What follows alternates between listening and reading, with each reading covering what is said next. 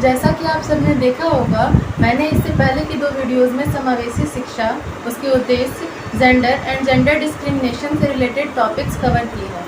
Board पर सारे topics and points cover कर पाना थोड़ा मुश्किल है, इसलिए मैं डायरेक्ट अपने नोट्स आपके साथ शेयर कर रही हूँ। साथ ही साथ उसे मैं डिस्कस भी करूँगी। Let's see. समावेशी शिक्षा के मुख्य उद्देश्य के कुछ पॉइंट्स। पहला, शिक्षा का अधिकार। दूसरा, विभिन्न कौशलों की समझ। सभी को शिक्षा का समान अवसर।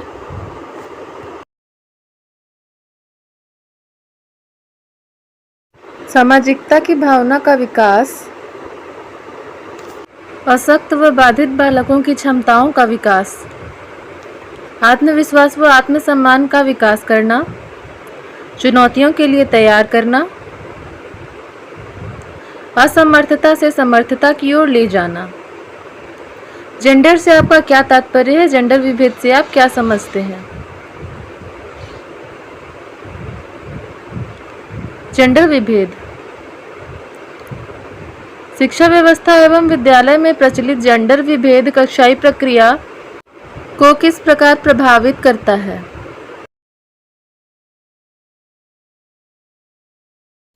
विशेष आवश्यकता वाले बच्चों की शैक्षिक चुनौतियों की चर्चा संक्षिप्त में करें। समावेशित विद्यालयी वातावरण, सबके लिए विद्यालय की उपलब्धता।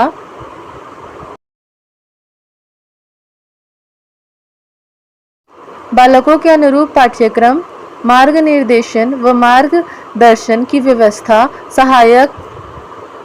सहायक तकनीकी उपकरणों का उपयोग, समुदाय में सक्रिय भागीदारी, शिक्षकों को पर्याप्त प्रशिक्षण।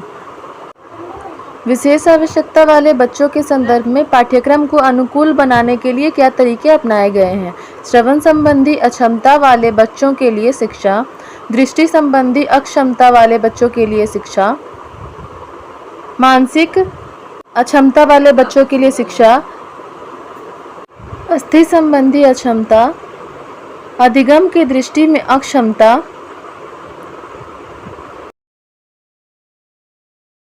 आप लोगों ने अभी नोट्स देख लिया होगा, तो मैं सेकेंड क्वेश्चन, शिक्षा व्यवस्था एवं विद्यालय में प्रचलित जेंडर विभेद कक्षाई प्रक्रिया को किस प्रकार प्रभावित करता है, इस पर डिस्कशन करूंगी।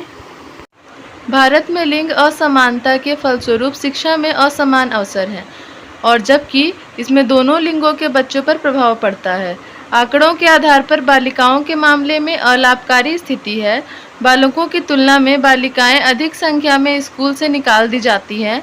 ऐसा इसलिए कि उन्हें पारंपरिक रूप से घरेलू कामकाज में हाथ बटाना पड़ता है। उनका स्कूल तक जाना असुरक्षित समझा जाता है और उनकी माहवारी के समय स्कूलों में उनके लिए स्वच्छता आदि की सुविधाएं कम होती हैं।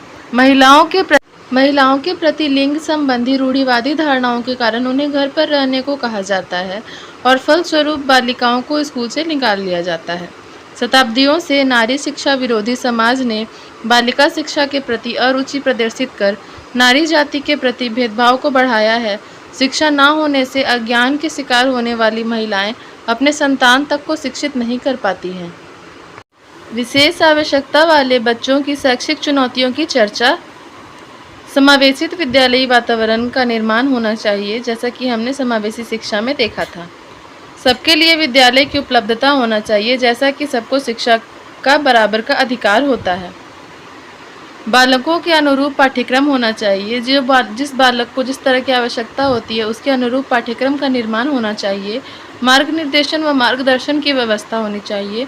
सहायक तकनीकी उपकरण, जैसे कि जो बच्चे सुन नहीं पाते उनके लिए देखने के लिए कुछ ऐसे इंस्ट्रूमेंट्स होने चाहिए, स्मार्ट बोर्ड के टाइप, और जो बच्चे देख नहीं पाते उनके लिए ऑडियो रिलेटेड इंस्ट्रूमेंट होने चाहिए, जस्ट लाइक रेडियो। समुदाय में सक्रिय भागीदारी। शिक्षकों को पर्याप्त प्रशिक्षण। शिक्षकों को पूरी जानकारी होनी चाहिए कि वो बच्चा किस तरह से सीख सकता है, उसके हिसाब से शिक्षकों को उन्हें पढ़ाना चाहिए। विशेष आवश्यकता वाले बच्चों के संदर्भ में पाठ्यक्रम को अनुकूल बनाने के लिए क्या तरीके अपनाए गए हैं? श्रवण संबंधी अक्षमता वाले बच्चों के लिए शिक्षा किस प्रकार होनी चाहिए? दृष्टि संबंधी अक्षमता वाले बच्चों के लिए शिक्षा। मानसिक अक्षमता वाले बच्चों के लिए शिक्षा। अस्थि संबंधी अक्षमता वाले बच्चों के लिए शिक्षा। अधिगम की दृष्टि से अक्षमता। बालिका शिक्षा हेतु भारत में क्या क्या कदम उठाए गए हैं, इस पे हम कल के वीडियो में बात करेंगे।